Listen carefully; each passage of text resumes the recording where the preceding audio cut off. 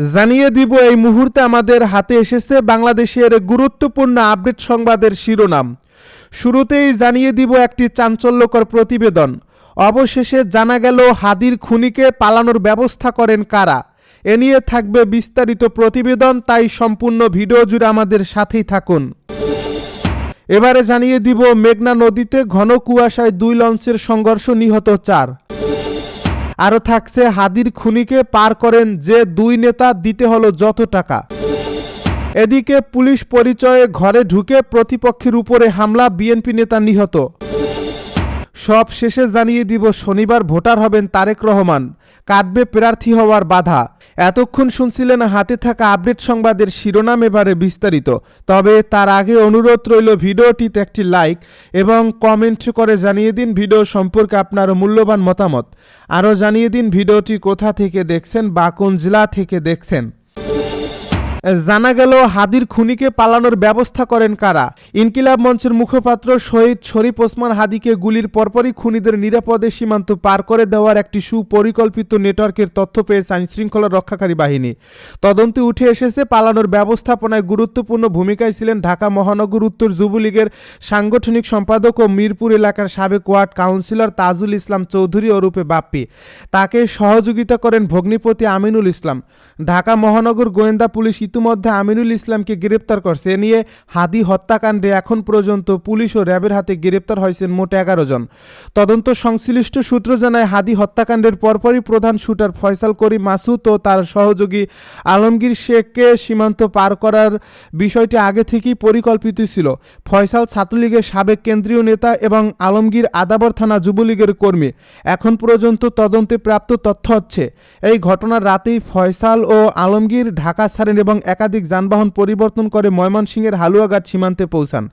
সেখান থেকেই তারা অবৈধভাবে ভারতে পালিয়ে যান। এই সীমান্ত পারাপারের পুরো ব্যবস্থাটি সমন্বয় করেন যুবলীগের নেতা তাজুল। তিনি তখন নিজে ভারতে অবস্থান করলেও দূর থেকেই নির্দেশনা দেন। হালুয়াঘাট সীমান্ত এলাকায় টাকার বিনিময়ে অবৈধ পারাপারের সঙ্গে যুক্ত কয়েকজন দালালের সক্রিয়তা রয়েছে। তাদের একজন ফিলিপ সিনাল, তার বাড়ি সীমান্ত সংলগ্ন ভুটিয়াপাড়া গ্রামে। মেঘনা নদীতে ঘন কুয়াশায় 2 লঞ্চের সংঘর্ষ, নিহত 4। চাঁদপুরে মেঘনা নদীতে ঘন কুয়াশার কারণে জাকির সম্রাট 3 ও অ্যাডভেঞ্চার 9 নামের 2টি লঞ্চের সংঘর্ষে 4 জন নিহত হয়েছেন। এ ঘটনায় আরও কয়েকজন আহত হওয়ার খবর পাওয়া গেছে। বৃহস্পতিবার রাত আনুমানিক 2টার দিকে চাঁদপুর সদরের হরিণা এলাকায় মেঘনা নদীতে এই দুর্ঘটনা ঘটে। সদরঘাট নৌ পুলিশের ডিউটি অফিসার আব্দুল আল মামুন ইত্তেফাক জানান, ঘন কুয়াশায় চাঁদপুরের মেঘনা নদীতে যাত্রীবাহী 2 লঞ্চের সংঘর্ষে অন্তত 4 জন নিহত হয়েছেন। এ ঘটনায় আরও 5 থেকে 7 জন আহত হয়েছেন। হাদির খুনিকে পার করেন যে 2 নেতা, দিতে হলো যত টাকা। ইনকিলাব মঞ্চের মুখপাত্র শহীদ শরীফ ওসমান হাদি নির্বাচনী প্রচারে যাওয়ার সময় তাকে গুলি করা খুনিদের নিরাপদে সীমান্ত পার করে দেওয়ার একটি সুপরিকল্পিত নেটওয়ার্কের তথ্য পেয়েছে আইনশৃঙ্খলা রক্ষাকারী বাহিনী। মামলার তদন্তে উঠে এসেছে খুনিদের পালানোর ব্যবস্থাপনায় গুরুত্বপূর্ণ ভূমিকায় ছিলেন ঢাকা মহানগর উত্তর যুবলীগের সাংগঠনিক সম্পাদক ও মিরপুর এলাকার সাবেক ওয়ার্ড কাউন্সিলর তাজুল ইসলাম চৌধুরী ওরূপে বাপ্পি। তাকে সহযোগিতা করেন ভগ্নিপতি আমিনুল ইসলাম। ঢাকা মহানগর গোয়েন্দা পুলিশ ইতিমধ্যে আমিনুল ইসলামকে গ্রেপ্তার করছে। এ নিয়ে এখন পর্যন্ত পুলিশ ও র্যাবের হাতে গ্রেপ্তার হয়েছেন 11 জন। তদন্ত সংশ্লিষ্ট সূত্র জানায়, হাদি হত্যাকাণ্ডের পরপরই প্রধান শুটার ফয়সাল করিম মাসুদ ও তার সহযোগী আলমগীর শেখকে সীমান্ত পার করার বিষয়টি আগে থেকেই পরিকল্পিত ছিল। ফয়সাল ছাত্রলীগের সাবেক কেন্দ্রীয় নেতা এবং আলমগীর আদাবর থানা যুবলীগের কর্মী। এখন পর্যন্ত তদন্তে প্রাপ্ত তথ্য হচ্ছে ঘটনার রাতেই ফয়সাল ও আলমগীর ঢাকা ছাড়েন এবং একাধিক যানবাহন পরিবর্তন করে ময়মনসিংহের হালুয়াঘাট সীমান্তে পৌঁছান। সেখান থেকেই তারা অবৈধভাবে ভারতে পালিয়ে যান। এই সীমান্ত পারাপারের পুরো ব্যবস্থাটি সমন্বয় করেন যুবলীগের নেতা তাজুল। তিনি তখন নিজে ভারতে অবস্থান করলেও দূর থেকে নির্দেশনা দেন। এ তথ্যে আরও জানা যায়, হালুয়াঘাট সীমান্ত এলাকায় টাকার বিনিময়ে অবৈধ পারাপারের সঙ্গে যুক্ত কয়েকজন দালালের সক্রিয়তা রয়েছে। তাদের একজন ফিলিপ সিনাল।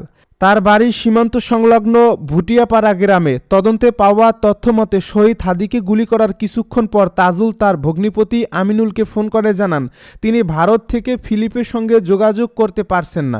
তখন আমিনুলকে নির্দেশ দেওয়া হয় যেন দ্রুত ফিলিপের সঙ্গে যোগাযোগ করে জানানো হয় ওই রাতেই দুই ব্যক্তিকে সীমান্ত পার করাতে হবে।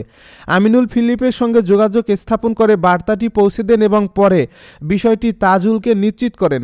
এরপর তাজুলের নির্দেশে আমিনুল তাৎক্ষণিকভাবে ফিলিপকে 5,000 টাকা পাঠান। সেই অর্থের বিনিময়ে ফয়সাল ও আলমগীরকে সীমান্ত পার করানো হয়। পুলিশ পরিচয়ে ঘরে ঢুকে প্রতিপক্ষের উপর হামলা, বিএনপি নেতা নিহত। ফরিদপুরের আলফাডাঙ্গায় পূর্ব বিরোধের জের ধরে রাতের আধারে পুলিশ পরিচয়ে ঘরে ঢুকে প্রতিপক্ষের হামলায় সাইফুল সর্দার ওরফে সাইফুল নামে বিএনপির এক নেতা নিহত হয়েছেন। এ ঘটনায় একজনকে আটক করা হয়েছে বলে জানা গেছে। বৃহস্পতিবার দিনগত গভীর রাতে উপজেলার সদর ইউনিয়নের ব্রাহ্মণ জাটিগ্রাম এলাকায় এই ঘটনা ঘটে। সাইফুল সর্দার ওই গ্রামের হবি সর্দারের ছেলে। তিনি সদর ইউনিয়ন বিএনপির সাহিত্য ও সাংস্কৃতিক বিষয়ক সম্পাদক, পেশায় একজন কৃষক ছিলেন। এ সময় ইসমাইল মোল্লা নামে আরও এক ব্যক্তি গুরুতর আহত হয়েছেন। পুলিশ ও স্থানীয় সূত্রে জানায় আধিপত্য বিস্তার নিয়ে স্থানীয় তুহিন গ্রুপ ও জুয়েল গ্রুপের মধ্যে দীর্ঘদিন ধরে বিরোধ চলে আসছিল। গভীর রাতে পুলিশ পরিচয় দিয়ে ঘরে ঢুকে তুহিন গ্রুপের সমর্থক সাইফুল সর্দারের উপর অতর্কিত হামলা চালায়। তাকে উদ্ধার করে হাসপাতালে নেওয়ার পথে তার মৃত্যু হয়।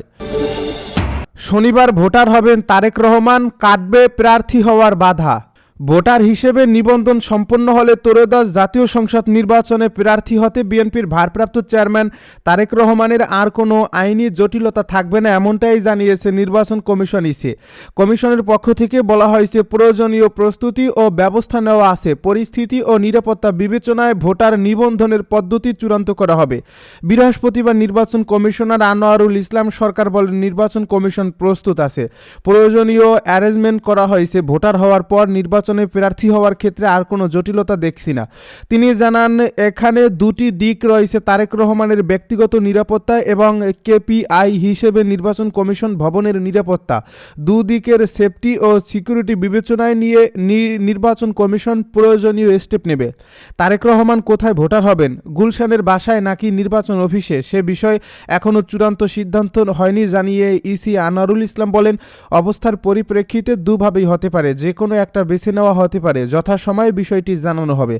এর আগে বিএনপির স্থায়ী কমিটির সদস্য সালাউদ্দিন আহমেদ সাংবাদিকদের জানান তারেক রহমান 27 ডিসেম্বর ভোটার হবেন, তবে তফসিল ঘোষণার পর সাধারণ নিয়মে মাঠ পর্যায়ে ভোটার হওয়ার সুযোগ না থাকায় বিষয়টি পুরোপুরি নির্বাচন কমিশনের এখতিয়ারে থাকে।